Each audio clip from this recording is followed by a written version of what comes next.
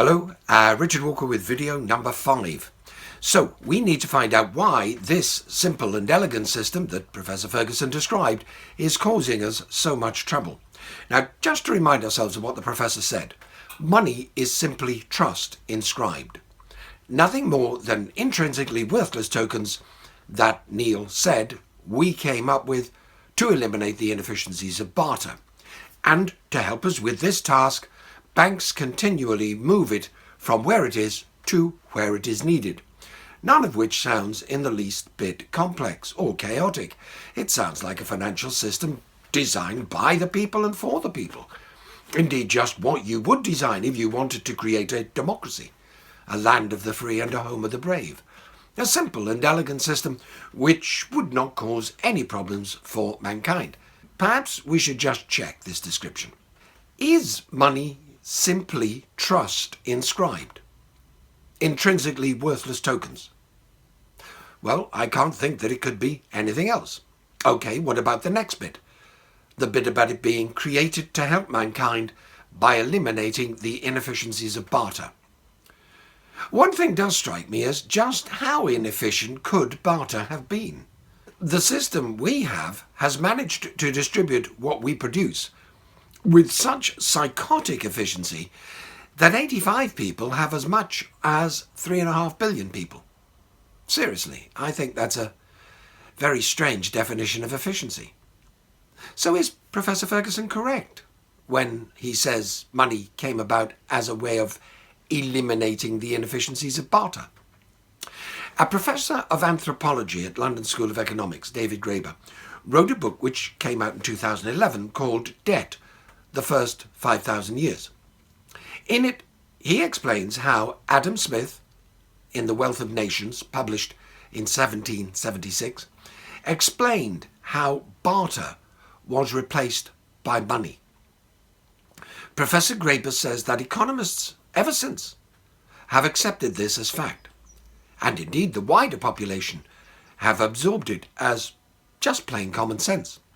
But, says Professor Graeber, nobody has ever found a society that actually operated a barter system as Adam Smith described it. Instead, Professor Graeber gives numerous examples of anthropologists showing that it did not exist.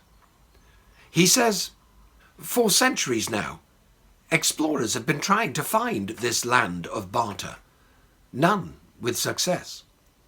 Adam Smith set his story in Aboriginal North America. Others preferred Africa or the Pacific.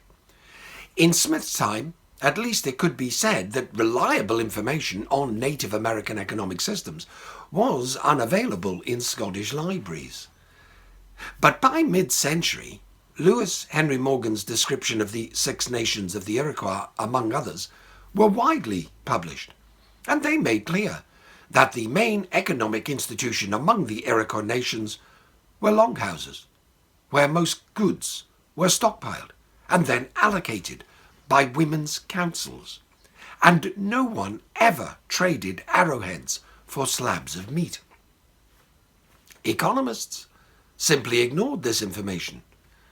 Stanley Jevons, for example, who in 1871 wrote what has become to be considered the classic book on the origins of money, took his examples straight from Smith, with Indians swapping venison for elk and beaver hides, and made no use of actual descriptions of Indian life that made it clear that Smith had simply made this up.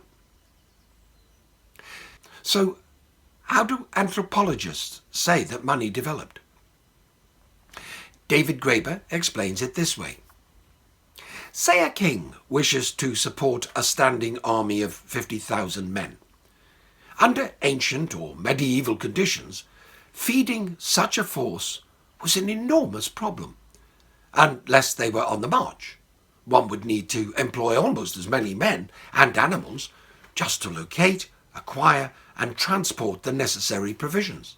On the other hand, if one simply hands out coins to the soldiers, and then demands that every family in the kingdom was obliged to pay one of those coins back to you, one would, in one blow, turn one's entire national economy into a vast machine for the provisioning of soldiers, since now every family, in order to get their hands on the coins, must find some way to contribute to the general effort to provide soldiers with things they want.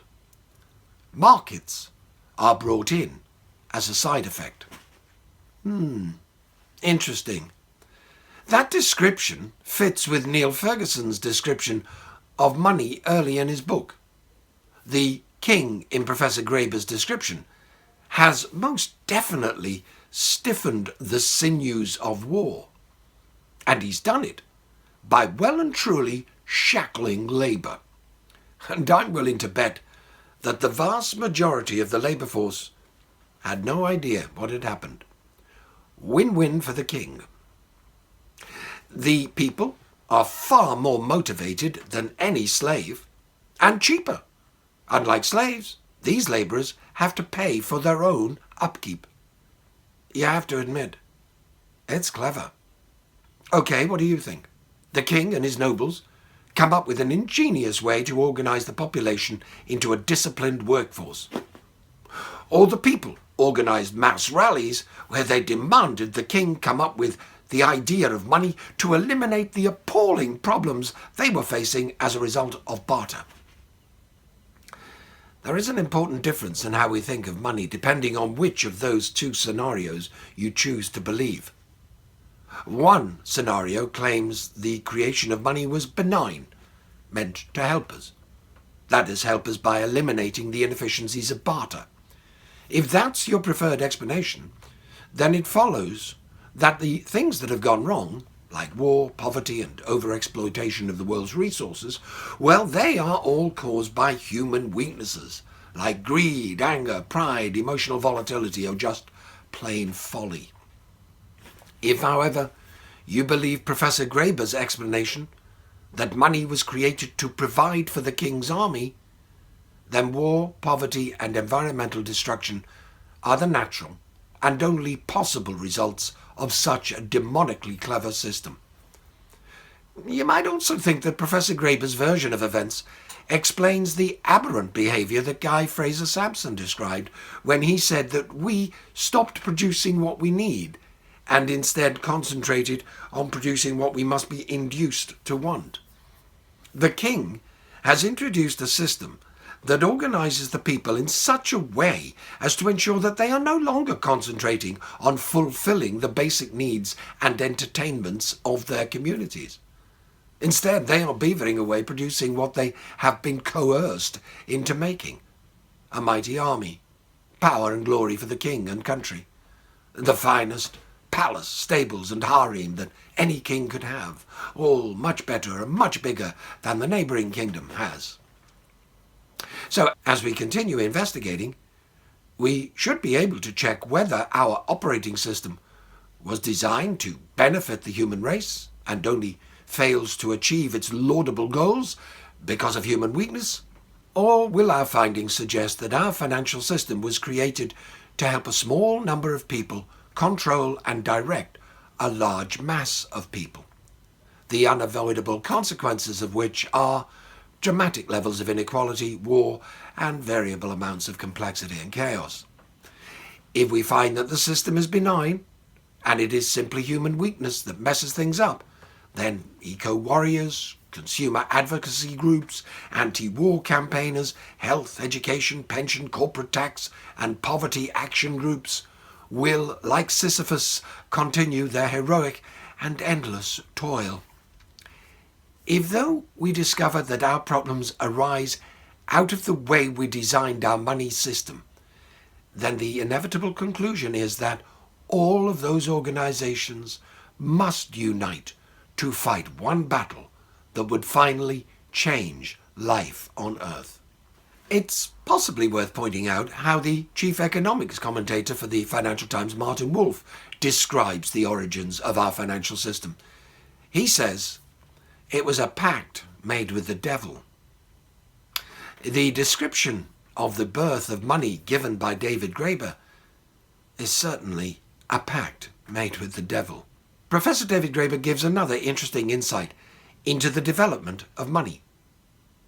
Obviously, if a family suffers from a lack of strong children, or they experience a bad harvest, or are simply struck by illness, then they may be unable to create what the army or the palace need. And then what can they do? David Graeber says, by 2400 BC it already appears to have been common practice on the part of local officials or wealthy merchants to advance loans to peasants who were in financial trouble on collateral, and begin to appropriate their possessions if they were unable to pay. It usually started with grain, sheep, goats and furniture, then moved on to fields and houses, or alternately, or ultimately, family members. Servants, if any, went quickly, followed by children, wives, and in some extreme cases, even the borrower himself. Remarkable! 3,500 years before those crusaders were replacing some important human relationships, and 4,000 years before Pizarro was cutting a swathe through his own human relationships, some rather important human relationships were already being trampled underfoot. The system that Professor Graeber describes is ingenious and highly efficient. It is also quite evidently a system designed by and for a small elite, so that they will be able to govern an enormous population. This sort of government is known as a plutocracy. Plutos was Greek for wealth, so a plutocracy is a government in which power is held by a wealthy elite. A democracy is a government in which power is held by the people, demos being the Greek word for people. It would seem obvious that with the system described by David Graeber, the only possible government is a plutocracy.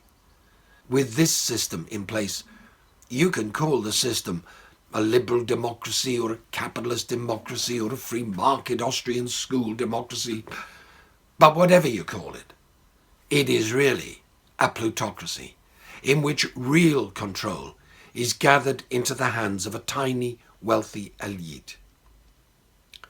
Well, it's food for thought, but we probably do need to investigate further before we come up with a definitive answer. For instance, we need to examine what Professor Ferguson says about banking. In particular, Lord Rothschild's description, which is possibly a little too succinct. If banks are so busy simply moving money from A to B, when and how does it get created? And who decides how much is created? And how do they decide where it will be most effectively used?